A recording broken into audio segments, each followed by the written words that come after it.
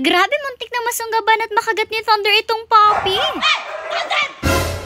Ito nga yung isa sa mga pinakahihintay niyong video, yung papasok nga itong si Mazda sa loob ng mansyon. Yes guys, Mazda po ang pinangalan sa kanya ni Mother since meron nga tayong Mazda noon pero sumakabilang buhay po siya at kapatid siya ni Mustang. Anyways guys, ayan na nga, itinaas pa lang ni Mother itong si Mazda. Nagkagulo na ang lahat. Uy, para mga fans.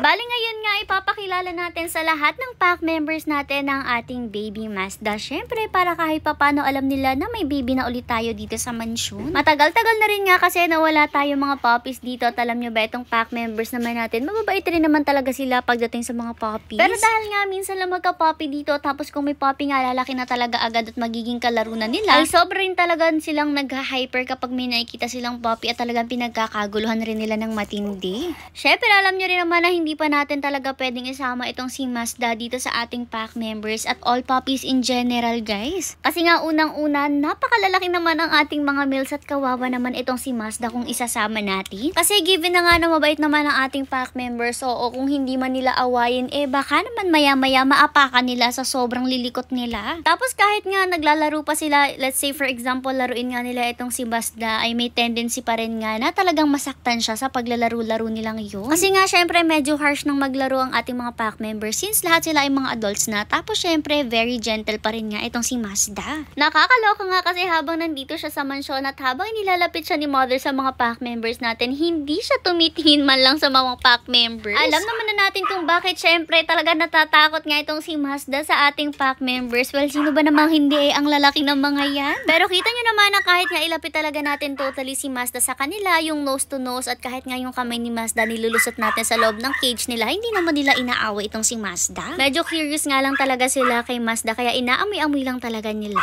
Anyways, after nga dito sa baba ng mga males natin at syempre dalawang females, dito naman tayo sa taas at nandito naman lahat ng ating mga females pa. Hello, Ate Mariana! Hello! Hello, Ate Maria! Ayaw niya, ayaw niya! Hello!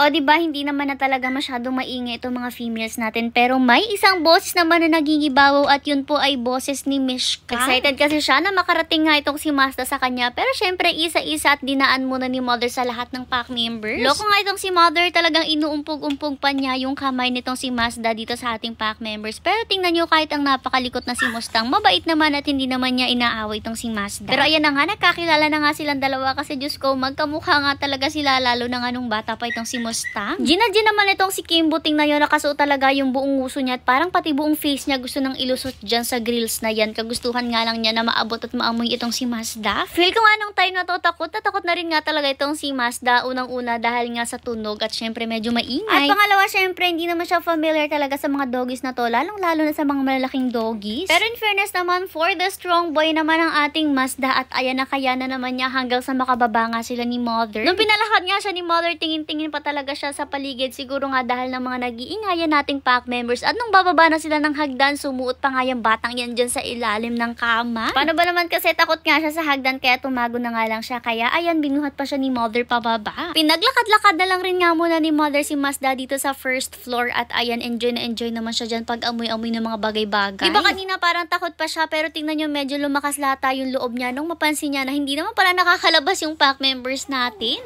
Kasi tingnan nyo patakbo-takbo na nga siya dyan pauli-uli at nakakalapit pa nga sa rooms ng mga pack members natin. Alam niyo yung parang nang-aasar-asar pa siya dyan. Eto nga, inaamoy-amoy pa siya pati nga ng mga hotdog na sunog natin. Pero alam niyo ba, in fairness sa mga hotdog na sunog, mabait rin sila kay Mazda, which is hindi talaga namin ini-expect. Kasi alam niyo naman, sobrang kukulit nila at ina-expect ko talaga ay kukulit-kulitin nila or aaway-away nitong si Mazda. Pero in fairness, hindi naman. Masayahin rin nga ang batang to kaya nakakatuwa. Tingnan niyo, kahit medyo takot siya nung una, ngayon ay gina-gina siya paglalaro-laro dito sa gitna. Nung lalabas naman si Hercules Hercules para sa kanyang afternoon walk. Ayan talaga nilapit-lapitan pa nga niya si Mazda at sobrang saya ng batang Hercules. O patalbog-talbog siya dyan. Ang takot tuloy ng baby Mazda natin kasi may tumatalbog na dambuhala. Pero ginaya niya naman at ayan patalbog-talbog rin nga siya dyan. Dalawang bola na tuloy sila ni Hercules ngayon na tumatalbog-talbog dyan. Kaso medyo takot nga siya kay Hercules kapag nafe-feel niya na papalapit na tong si Hercules. Kasi sino ba namang hindi matatakot? Dambukhala yan. Pero syempre, hindi pa kasi niya alam na mabait naman itong kuya Hercules niya. Kaya medyo takot siya. Feel ko nga nasanay na rin siya sa mga nakakulong nating pack members. At ayan, parang wala na lang nga sa kanya na may mga malalaking doggy dito na hindi niya kinikerry. Tapos ngayon, ayan, chill na nga lang siya dyan at medyo pagod na rin nga. Since nakipaglaro nga siya sa kuya Hercules niya. Pero alam niyo ba guys, may nangyari talaga na hindi inaasahan kasi tingnan nyo habang naglalaro-laro nga si Mazda dyan, bigla nakalabas si Thunder. At napasigaw rin nga talaga si Mother dyan nung makita niya si Thunder at buti na lang sa sigaw ni Mother tumigil talaga itong si Thunder at napaatras. Tapos sa command rin nga ni Mother talagang yang si Thunder ay bumalik na nga sa taas o diba very good at pumasok na rin nga sa sarili niyang room. Eto naman guys yung kuha sa CCTV.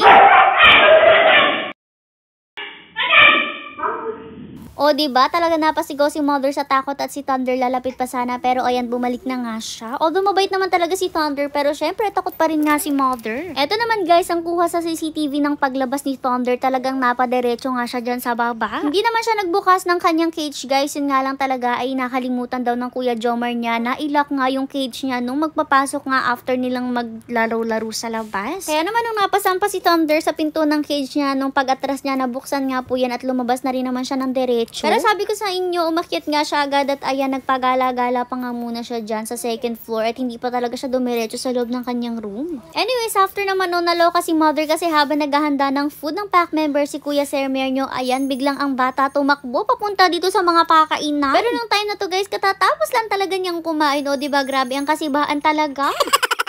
Nakakaloka kasi naghahanap talaga siya ng pakainan na may laman dyan.